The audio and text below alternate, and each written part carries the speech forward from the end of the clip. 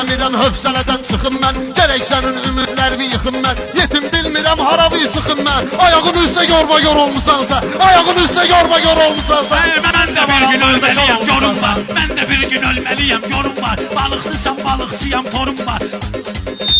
Mən qalikam 6-3 motorum var. Mən qalikam 6-3 motorum var. Apotolog 4 motor olmusan sən. Apotolog 4 motor olmusan sən. Qalik üçün xəyallara dalmısan. Ömrü boyu sənətdə alçalmısan. Qaliki də kreditindən almısan. Ömrü boyu müftəxor olmusan sən. Ömrü boyu müftəxor olmusan sən. Sənə bilmək ki, qazı sən. Sənə bilmək ki, burada qazı sən. Bal əlinin dibi olar da yazı sən. Rüfət görəm yaman özündən nazı sən. Çıxartmısan şitli şor olmusan sən. Çıxartmısan şitli şor olmusan sən. Düşürmə meyxanada mahir olmusan. Masallıda toya mahir olmusan. Masallıda toya dair olmusan. Ruslanın hesabına şair olmusan. Uşaqlıqda mantiyor olmusan sən. Cavanlıqda mantiyor olmusan sən. Mantiyorun nə durmuşsan qəstinə. Kasıbçılıq əyib döyüş estinə. Bu durmuşsan nə qoymuşsan üstünə.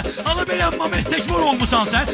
Yaxşı fikir həmişə çıxartmışam mən. Gözlərimin yaşını axatmışam mən. Səni meyxanayla dağıtmışam mən. Qızarmısan siftavor olmusan sən. Qızarmısan siftavor olmusan sən. Elə bil şahidən çıxartdım səni. Özüm burada qabağa atardım səni. Ona qalanda burada qazırtdım səni. Ona qalanda burada qızartdım səni. Bir şey olub pomidor olmusan sən. Allah elə bil günən rəvayət deyir. Arada mənə gəlir qəbahət deyir. Arada sözünü edir qəbahət deyir. O qədər arıqsan ki cəmaət deyir. 20 illə şəxor olmusan sən. 20 illə şəxor olmusan sən. Bilməmişəm mən özümə ətən səni. Bəyənməyir burada bu məskən səni. Səhərdən fırladıram mən səni. Əcəb bintili yador olmusan sən. Əcəb bintili yador olmusan. Danışmışam ömrü boyu dinmişəm. Dostları mən görmüşəm, sevinmişəm. Meyxana ilə belivə qədər minmişəm. Altımda traktor olmusan sən. Altımda traktor olmusan sən.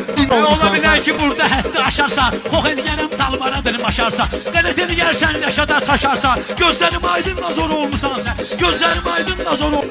Mənə rəqibim bir də Rəşad Dağlıdır. Mənim meyxanam həmişə haqlıdır. Mənim arqalam həmişə ağlıdır. Səbəb var Rəşadın qapısı bağlıdır. Onun önündə sabır olmusan sən. Onun önündə